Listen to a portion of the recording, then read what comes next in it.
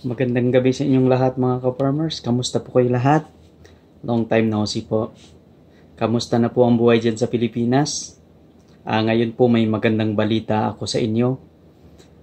Ito'y para sa lahat. Sa lahat po na sumusuporta sa YouTube channel ko, maraming salamat sa inyo. At sa hindi pa po nakapag-subscribe, mag-subscribe po kayo. At may magandang balita po sa YouTube channel na to. Ang matagal po ninyong hinihintay na hiring, nagkaroon na po ako ng chance para makapag-communicate sa ibang employer dito sa Canada. Katulad, pares pa rin po ang trabaho, general farm worker, pero sila po ngayon ay nangangailangan ng trabahante. So, ang hiring po ngayon na isi-share ko po sa inyo ay hindi po dito sa company namin. Bagamat po ako ay nakahanap ng option para makahanap ng trabaho sa ating mga kababayan sa buong Pilipinas. Hindi lamang po sa buong Pilipinas at sa ibang bansa pa po kasi marami po tayong followers sa ibang bansa tulad sa Dubai, Malaysia, Hong Kong, Singapore, Zimbabwe, Africa, meron din pong Japan, may nasa Australia, at sa buong mundo na po. Ito po ngayon ang i-share ko po sa inyo ay para sa inyong lahat na may kagustuhan na magtrabaho dito sa Canada as a farm worker. Yan po, ulitin ko po, ang YouTube channel ko po is Ka-Farmers by Dante Abellar. So mag-subscribe po kayo, share the words, at paki-share and like na rin po para matulungan po ninyo ang YouTube channel ko. So umpisahan ko na po. Ang hiring po ito ay ang title po ng trabaho is General Farm Worker. Ang NOC code po ng trabahong ito ay 8431. Yan po ang NOC code ng trabahong ito. General Farm Worker. So, it was posted by the employer last September 20, 2021. So, the name of company is Vehicle Seeds Limited. Vehicle as spelled, it is spelled like VEIKLE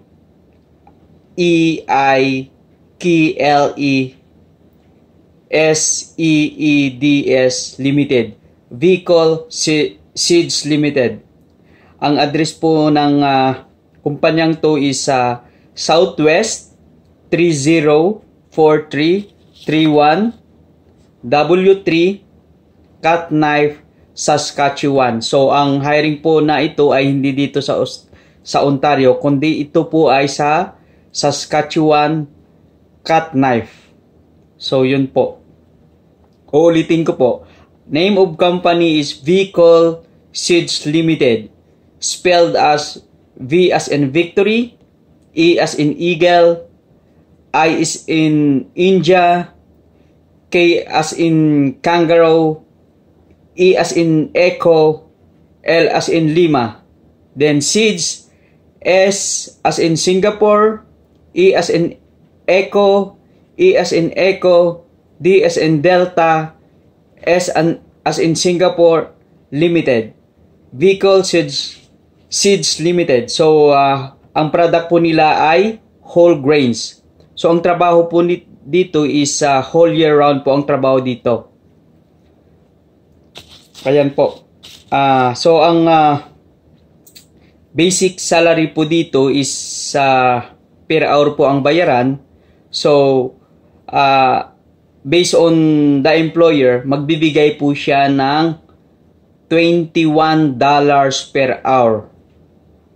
Good for 40 hours a week. Minimum po ng 40 hours per week. $21 per hour times 40 hours per week. So, kung 40 hours po, 8 hours a day, 5 days a week. Yan po ang kalimitan. Pero pag general farm laborer po, sobra-sobra po yung oras. So, ang position po na ito is full-time. Full-time position, NOC code 8431. So, ang kailangan po nila ngayon is 3 tao po ang kailangan nila. And then, ang job requirements po is kailangan, natural, international language is English. Then, educational attainment is high school graduate or at least grade 12 or 2 years course in the Philippines. Then, no experience required. Yun po yung pinakamaganda. No English test required. No English test required. No experience required. No English test required. Ayan po. Specific skills po na kailangan nila is kailangan plant, cultivate, and irrigate, performs general farms duties, operate and maintain farm machinery and equipment, harvest, fertilize, and spray crops. So yun po ang specific skills na kailangan nila. Kailangan magtanim ka, marunong ka magtanim, mag-cultivate and irrigate. Ayan po. So yan po, magandang balita po sa inyong lahat, sa lahat po na nag-aabang ng hiring dito sa Canada. Ito na po yung pagkakataon ninyo na mag-apply. So, pabilisan na lang po at ang mapili ng employer ay isang napakaswerte. Kung mapili po kayo ng employer, ang employer mismo ang magko-contact sa inyo at kayo na mag-uusap through video call or Zoom. Ayan po. So, ang tanong po, kung paano mag-apply sa company na to? Yan po yung tanong. So, ang pag-a-apply po sa company na to ay through email and through mail. So, ayan po, email or mail. So, kalimitan po dyan sa Pilipinas, mas madali po, mag-email po kayo ng resume ninyo. Make it simple Canadian format. Simple Canadian format. Kung interesado po kayo, mag-email na po kayo sa email address na ito as soon as possible. Ito na po, ibibigay ko sa inyo ang email address. Email address is wait lang po. Iko-confirm ko ang tamang email address.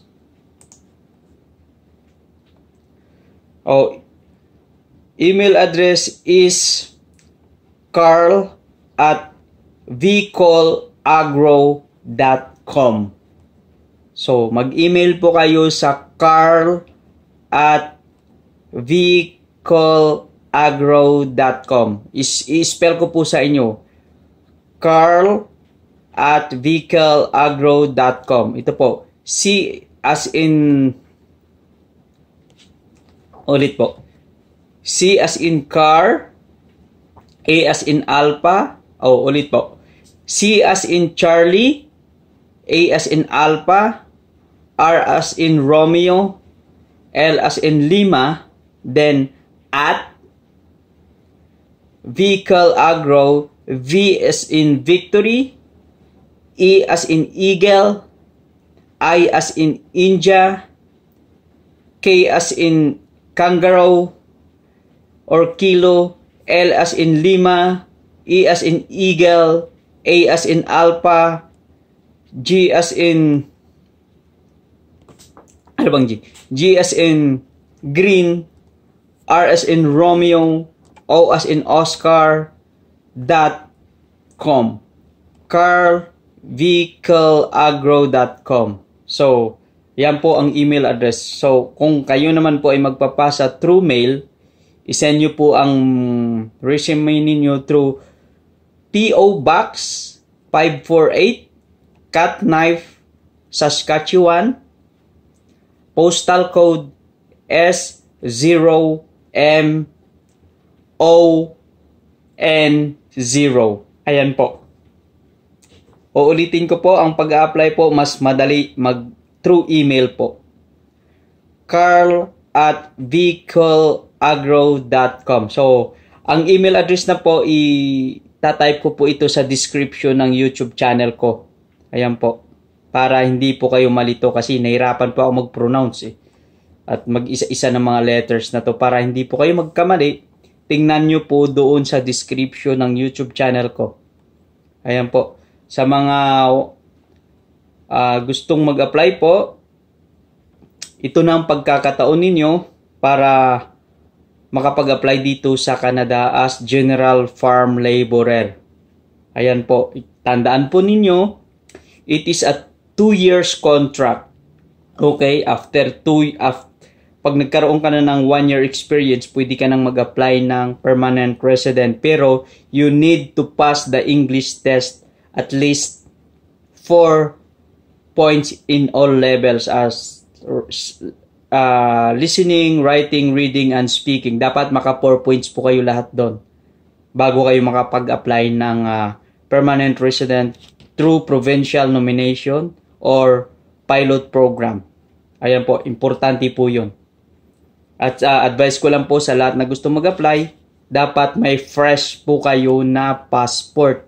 Kumuha na pa kayo ng passport yung 10 years para hindi po kayo mahirapan. Ayan po, sa nakapanood po ng hiring na to, share the word, share it to your friends, share it to your Facebook, at mag-invite po kayo na mag-subscribe pa sa YouTube channel ko, Ka-Farmers by Dante Abellar. Yan po mga ka-farmers, mga kaibigan. Ayan na po, ito na po ang pagkakataon. Ito po, ulitin ko ulit, General Farm Worker, posted on September 20, 2021 by Vehicle Seeds Limited. Sa Saskatchewan po ang trabahong ito. Okay? Hindi po sa Ontario, sa Saskatchewan. So magko-close po ang kanilang hiring sa October 20, 2021. Kaya bilisan nyo na po. Magpasa na kayo ng resume ninyo dahil wala namang experience required. At least high school graduate, no English test required. Kaya mga ka-farmers, nagpasa na kayo ngayon at ito na ang inyong pagkakataon para makapag-apply. Tandaan nyo po, 3 tao lang ang kukunin nila. 3 tao lang, kaya paswertihan na lang. So, ayan po. $21 per hour, 40 hours a week minimum. Pero kalimitan, pag farm, 6 days a week and at least 10 hours a day ang trabaho po sa farm. So, hanggang sa muli po mga ka-farmers, please click subscribe and hit the notification bell para ma-notify po kayo pag may hiring po ulit ako na isi-share sa inyo. At i-share nyo rin po sa mga kaibigan ninyo, katrabaho. Kahit sa Facebook po ninyo, pakishare po ng advertisement na to. Pakishare po ng hiring na to. Hanggang sa muli po mga ka-farmers. Bago po pala mag-end, shout out dyan sa wife ko. See you soon. Sana hindi na umabot ng winter, nandito ka na. At sa lahat ng mga kaibigan ko sa batch sa 1997 ng Technological University of the Philippines, kung gusto nyo pong mag-apply dito, pasa nyo po ang resume nyo sa email address na sinabi ko. Malay natin, makontak kayo ng employer. Ayan po. Hanggang sa muli po, ako po ang inyong lingkod. Ako po si Ka-Farmers. Hasta mañana. Mabuhay po tayong lahat.